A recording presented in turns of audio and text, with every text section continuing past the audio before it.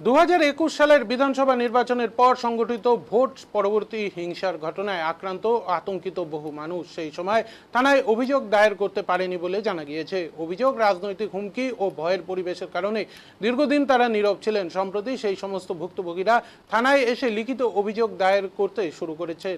অভিযোগের ভিত্তিতে পুলিশ তদন্ত করে এবং এদিন 5 জন অভিযুক্তকে গ্রেপ্তার করে। পরে ধৃতদের মাথাভাঙ্গা আদালতে পাঠানো হয়। পুলিশ সূত্রে খবর, ঘটনার তদন্ত চলছে এবং অভিযোগের ভিত্তিতে আরও আইনি পদক্ষেপ গ্রহণ করা হতে পারে।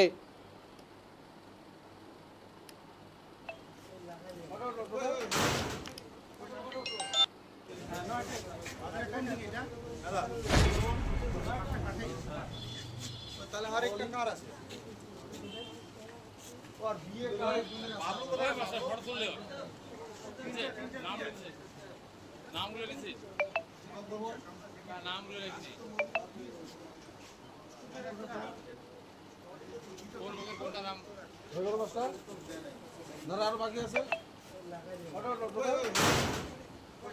খুব বিষয়